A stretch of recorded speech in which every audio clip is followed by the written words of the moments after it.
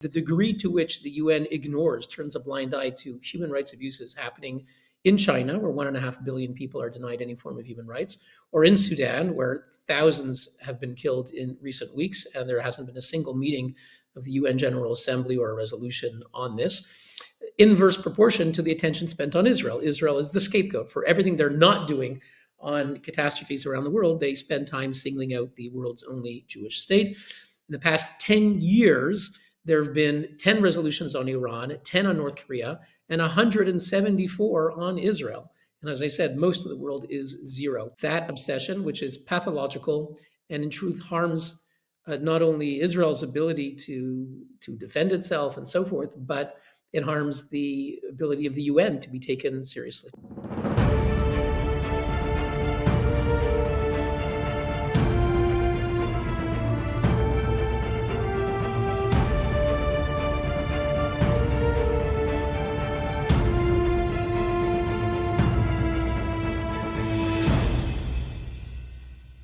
Welcome to Inside Policy Talks, the podcast of the Macdonald-Laurier Institute. I'm Casey Babb, Director of the Promised Land. Joining me today is one of my favorite people, international lawyer, activist, and executive director of UN Watch, Hillel Neuer. Hillel, welcome to the podcast. Thanks for having me. Hillel, I think anybody that's going to be listening to this is expecting us to talk about the UN, and that's what I want us to focus on today. The UN. I think for the average person, it's probably tough to keep tabs on what's going on at the UN, even knowing what the UN is up to these days. It's probably not even a thought that most people are having. But for a variety of reasons, I think we need to keep talking about the UN and scrutinizing it and thinking about the many issues that it's involved with. But as somebody who works in this space, full time, can you just give us a bit of a sense of what are the main issues that you are seized with right now and why do they matter? Well, we'll start with the UN. For some critics will dismiss it. Let's say in America might say the UN is silly and it's ridiculous and there's dictators and who cares? So why does the UN matter?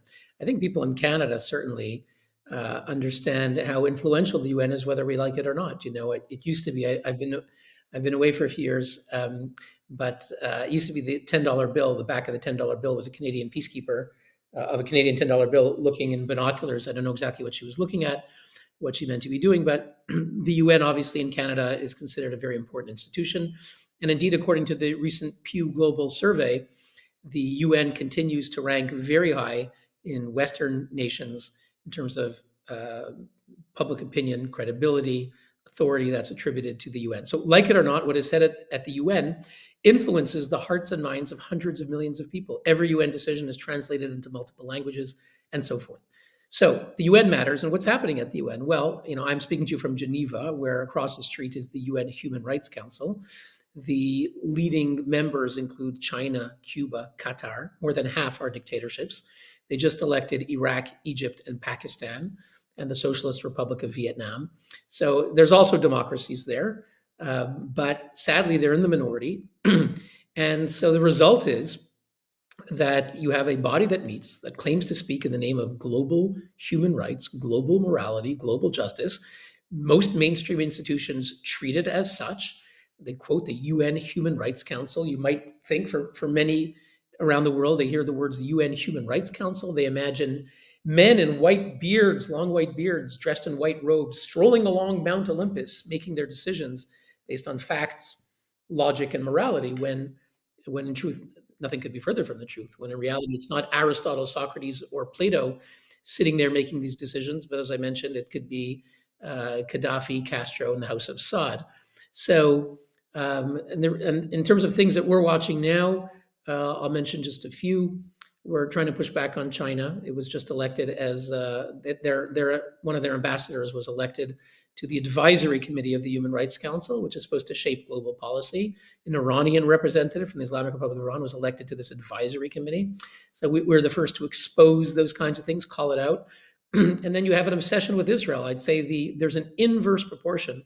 The degree to which the UN ignores, turns a blind eye to human rights abuses happening in China, where 1.5 billion people are denied any form of human rights, or in Sudan, where thousands have been killed in recent weeks, and there hasn't been a single meeting of the UN General Assembly or a resolution on this. Inverse proportion to the attention spent on Israel. Israel is the scapegoat for everything they're not doing on catastrophes around the world. They spend time singling out the world's only Jewish state. In the past 10 years, there have been 10 resolutions on Iran, 10 on North Korea, and 174 on Israel. And as I said, most of the world is zero. So we're the first to call out that obsession, which is pathological and in truth harms not only Israel's ability to defend itself and so forth, but it harms the ability of the UN to be taken seriously. Yeah. You recently had a phenomenal article in the National Post, which I would encourage folks to go read. You're such a you write so clearly in on matters that are a lot of people would probably find pretty complicated and new to them. But you talked about I think this was last week. You talked about a UN commission of inquiry. Presenting another report with another accusation of genocide. And I don't know if I've seen much on that. Like, what happened there, and where is that? Because the genocide crowd that's been very loud the last 2 years, since probably October 8th, I haven't really heard them using this very much. Am I missing something, or can you tell us a little bit about that? Well, the latest report was by a UN Commission of Inquiry. It was created in 2021, and it's different than almost all other commissions of inquiry. The norm at the UN Human Rights Council, when they create a commission, is it lasts for 6 months, maybe a year, delivers a report, and it's gone. A handful of them get renewed for a year or two more, but that's about it. And the one on Israel is perpetual. It has no end date. It has 18 full-time staff, budget of about $4 million a year, and it's duplicative. It's redundant because there already is, as I pointed out in that article that you mentioned in the National Post, there's already a special rapporteur on Palestine who does annual reports on Palestine. There's a special committee that's been around since 1968 on Israeli practices, composed of, I think it's Senegal, some other countries that I don't even know if they have relations with Israel. And so there's the Special Committee on Israeli Practices around since 1968. There's a special rapporteur doing annual reports. There's a series of other UN committees and divisions focused only on Israel. And then they created this commission of inquiry. Indeed, the report that you mentioned concluded that Israel was committing genocide. They did so in a very superficial way and not in a serious way. And whether the report is being cited, I don't know. Certainly when it came out, there are some news reports. And maybe because there's been so many of these things, and the special rapporteur, whom I mentioned, Francesca Albanese, she's been saying this for a very long time. She actually has been saying it years before the Gaza war began. She was accusing Israel of committing genocide in its very creation. So this was something that she was just looking for, So it may be that this latest report didn't get that much attention on the streets because the accusation's already been out there, but it did get covered Okay. together with other things. Yeah. And did you catch? I wrote about this also in the National Post a couple of weeks ago as well. This latest ICJ, this non-binding, basically statement report by the ICJ saying that Israel should now or has to allow UNRWA to operate again in the Palestinian territories. I, a lot of nobody's really talking about it. It didn't really get picked up in the media. I wrote one article, but are you familiar with that? And regardless, really, I mean, UNRWA to me is at the heart of, a lot of the issues that we're seeing unfold in Gaza and the West Bank and elsewhere. Can you talk to us about that ICJ sort of statement and more broadly, what's going on with UNRWA? And in your view, is there going to be enough international pressure and pushback that UNRWA in a year or 5 years or 10 years is back to the UNRWA that we knew 2 years ago?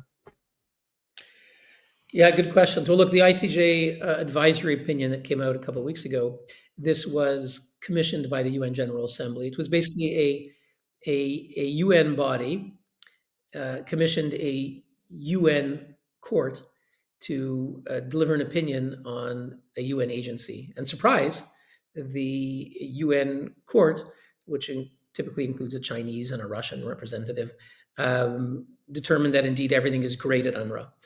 Not only is everything great at UNRWA, but actually it's terrific because they cited some supposedly independent report which concluded that UNRWA has more investigative and oversight mechanisms than any other organization in the world, any other international agency in the world. And I was asked about this in the Netherlands, in the Dutch Parliament, and elsewhere, and I said, it may well be that UNRWA has more oversight mechanisms than others, but the question is, what good are they doing?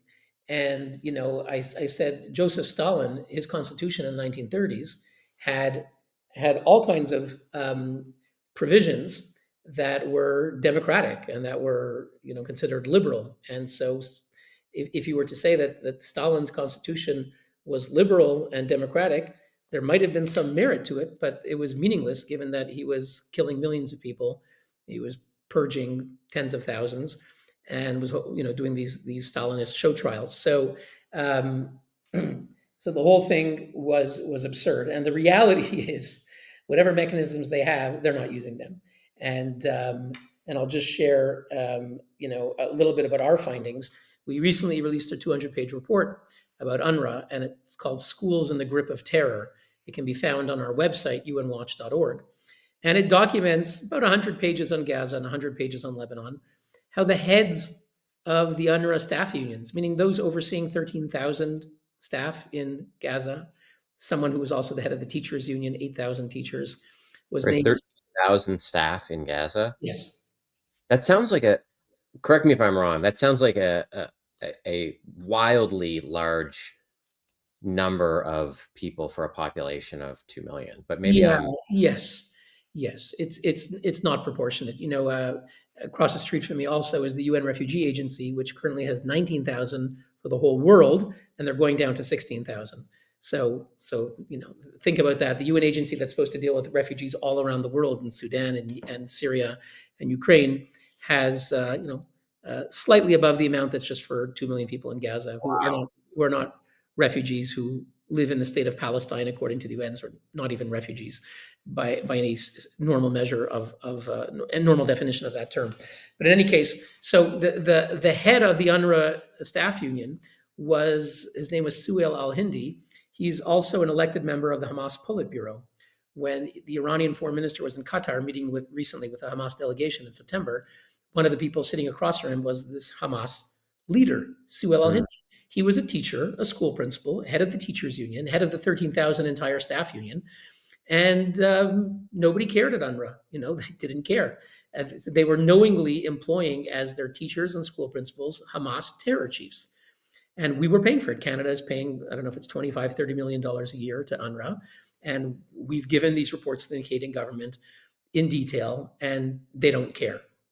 They do a few, what they're good at is doing performative, saying we did some kind of a check and we suspended one person. It's not about one person. The head of the staff union was a Hamas terror chief. They knew about it. He wasn't hiding it. In Lebanon, copy paste, same thing. Head of the teachers union was a guy named Fathi Sharif.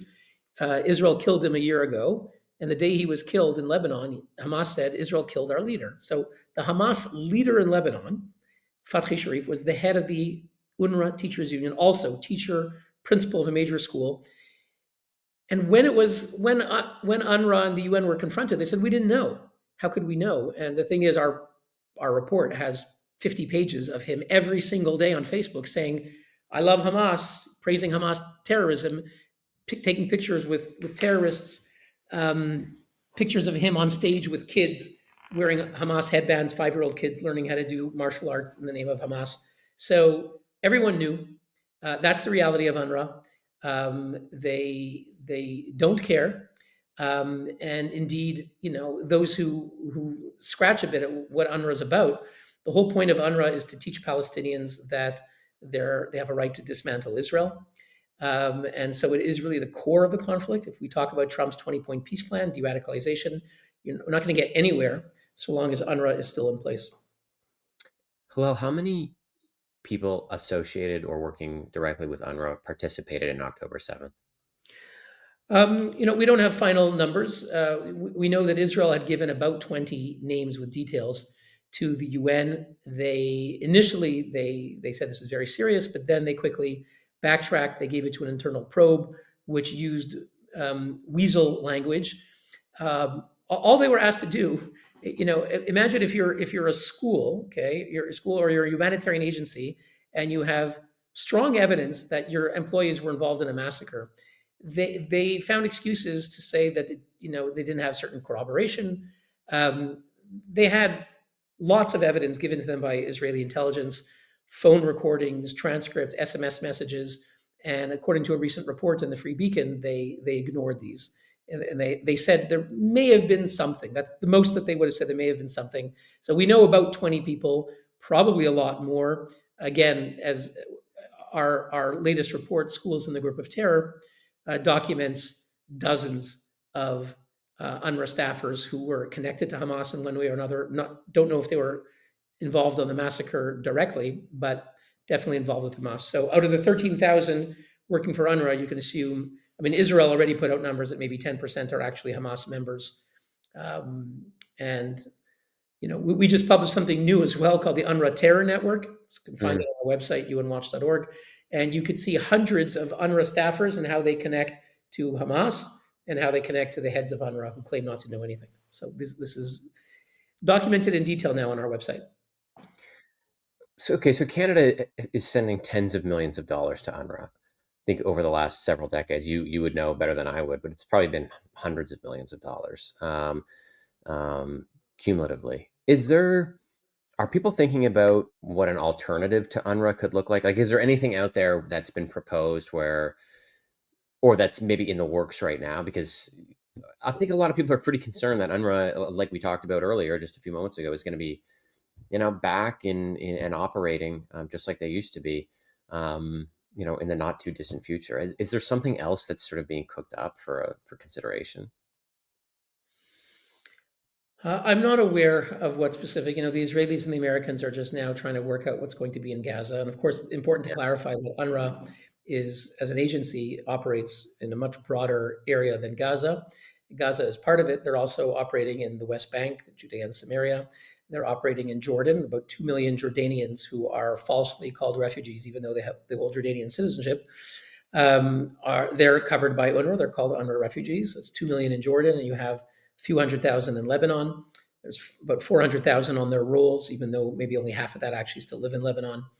And then you have some in Syria as well. So UNRWA is a massive agency, and certainly there are no plans that I've heard of to replace it in the near term. In terms of Gaza, which is more on the agenda and the focus right now, there needs to be something else. And I don't know if the Americans have given thought to it yet, but importantly, Secretary of State Rubio said UNRWA is a subsidiary of Hamas. UNRWA will have no role in the distribution of Gaza aid. But we know they're trying to run schools again, and again, the heads of the schools are Hamas terror chiefs in many cases, and there's no reason to think that that's not still the case. So the international community needs to change its ways. Currently, unfortunately, other than the United States, Sweden, which ended its UNRWA funding, the Netherlands, which voted to begin defunding UNRWA, other than those three countries, all the other main Western countries are backing UNRWA very strongly.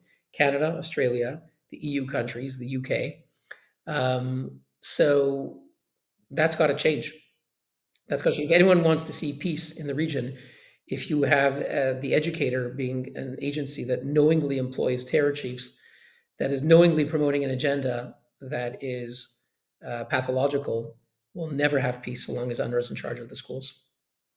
Well, one thing that's very unclear to me, and I think the average Canadian would like to know more about this. So these are our tax dollars that are going to UNRWA, millions and millions and millions of dollars. Do you know much about sort of what the internal mechanisms might look like in terms of ensuring that the money is used in a certain way? Like when we send 20 or 30 or 40 million dollars to UNRWA, what what system or structures do we have in place to ensure that that money is being used in such a way that it aligns with, Canadian values, if there is such a thing anymore, in such a way that we would expect it to be applied? Like, what does that look like? Well, I think there are two problems. Even if there were some mechanisms, every dollar that goes to UNRWA is a dollar that is perpetuating the conflict. This, I would say, even if the mechanisms were working as all bureaucrats might want them to work, the Swiss foreign minister in 2018, after visiting UNRWA, said UNRWA is not part of the solution; it's part of the problem. It's perpetuating the conflict. It's a perverse logic. So that's the reality. So even if some problems are remedied, the very existence of UNRWA is to tell Palestinians in Gaza, in Jordan, that you have a right to dismantle Israel and to replace Israel. That's so putting aside all mechanisms, that's the core problem. Now, having said that, when it comes to things like terror chiefs being teachers, the Canadian bureaucrats are not interested in overseeing that. Okay, they have never contacted me once. We've been writing about this for 10 years about Hamas teachers who are inciting terrorism, glorifying Hitler, glorifying the massacre of Jews. Not one Canadian official has ever contacted us and said, "Gee, maybe we don't agree with you, but can we see your material? Can you show us more?" Nothing. So there Really? is zero interest from the Canadian government who support UNRWA. Under Harper, if I recall correctly, they cut funding for UNRWA back in 2016, I think it was, approximately, or It's even like 20 years ago. a long time ago. Yeah, yeah, yeah, yeah. It was a long time ago. It was a long time ago. Yeah, it was more or before that. Um, so they're just not interested. So and again, the fact is, UNRWA is routinely employing Hamas terror chiefs to be their school teachers. So the mechanisms to me are all a joke. It's almost too much to really, like, if somebody's not familiar with this space at all and they listen to this, it's so outlandish. It's like it's hard to believe. You live this and work in this, so you're used to. But if you are not, this is just outrageous. Going forward, I mean, I don't think really some governments respond more favorably or better to criticism than others. Typically, I don't find that governments do. I mean, so are there policies or measures that Canada could pursue that would improve the situation, which would improve our um, relationship with the UN or our foreign policy or the credibility of the UN? Maybe the UN hasn't lost credibility. I mean, you talked about that earlier, how it seems like most people still think of the UN in quite favorably, but rather than, and I'm not saying you're doing this, but rather than people just criticizing, you know, the government, not just the Canadian government, but other governments and their support for the UN, like what do you think needs to change at the UN for it to regain sort of some of the credibility for people like you and I? I mean, can it be saved? Yeah, well, look, it's not going away, so we don't have a choice to ignore it, and we do need governments like Canada to do their part. Sadly, mostly the diplomats at the UN want to go along to get along. We just had Bob Rae, and I had high hopes for him, but unfortunately, he became the president of the Economic and Social Council the past year, and I didn't see him standing up enough to confront the UN. When he first started, he did a little bit. He gave some speeches about anti-Israel bias at the UN. Those were powerful speeches, delivered off the cuff, and that was impressive. But I haven't seen him standing up and calling out the UN very much. So you need a stance that is willing to call out UN wrongdoing. And I would say there's two elements to the UN. One is the member states, and one is the bureaucracy, the Secretary General, and the thousands that he oversees. So certainly there we have a horrible Secretary General. He's made the UN incredibly irrelevant. Talk about the peace process that Trump has initiated, and the UN is nowhere in there. So, and if you talk about other major issues going on, Russia, Ukraine, no one thinks of the UN as an important player. So they've made themselves irrelevant. We're going to need a better secretary general. That's important. And they're going to replace one in a little over a year. So we need a better secretary general.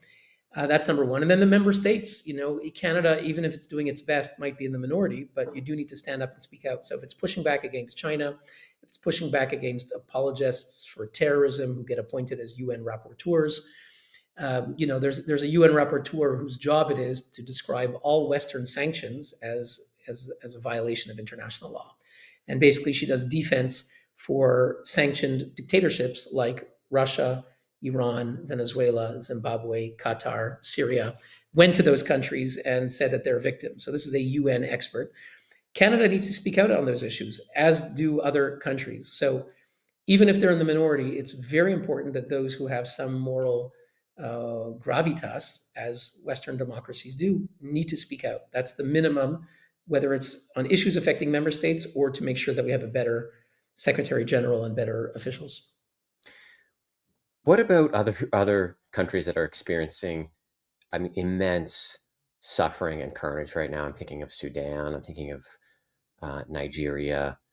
What has the UN been doing for the people of Sudan and Nigeria and other places, other conflict zones? I spoke about this a couple of days ago at a parliamentary committee, which I was very pleased to see that people are starting to give this a bit more thought. But this has been going on now for almost 3 years in Sudan, for instance.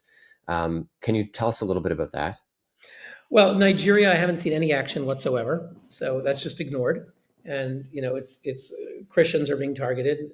According to one investigation, 19,000 churches have been attacked since 2009. So thousands have been killed. So that issue just doesn't get attention. Nigeria's population 200 million. It's a strong country within the African group. No one's going to mess with them. So they get a free pass. And Sudan, I would say also at the UN General Assembly, they've done nothing on Sudan. The exception is the Human Rights Council has done some resolutions. They have like an annual resolution on Sudan. There's a commission of inquiry that exists, but it hasn't been rapidly responding. So when we had the things from a week ago, when 460 people were killed in a maternity hospital in Darfur region, and then 2,000 people were executed in 48 hours in Sudan. There was no urgent session of the UN. There was no urgent resolution. So even though, again, they have done some things on Sudan, the urgency just isn't there. This is all pretty dark and bleak, and things don't look particularly positive for the UN going forward. Just one more question for you, Hillel, because I think your work is so important, and I know a lot of people would be really, really interested and would get a lot of benefit from reading your reports and hearing you speak. Where can people find your material and the work that you and your colleagues are putting out? Well, thank you. The main place to find our material is on our website, unwatch.org. And people who are interested are invited to sign up and subscribe. This way, once a week, once every 2 weeks, you get a brief update. And we have petitions and campaigns to push back against some of these dictatorships and apologists for terrorists at the UN. So that's the main place to be on our website, unwatch.org. And then, of course, we're on social media. We're on Twitter, Instagram. Twitter for the kids is called x.com, Right. Instagram and Facebook. So we're on UN Watch or my own account, Hillel Neuer. And people are invited to watch. We have certainly on x.com and on Instagram, we have lively stuff. Yeah. And please let us know if you're coming to Canada anytime soon. We would love to make sure as many people as possible come hear what you have to say. So we'll stop there, Hillel. Thank you, everybody, for listening. Please remember to like and subscribe, and we'll see you next time.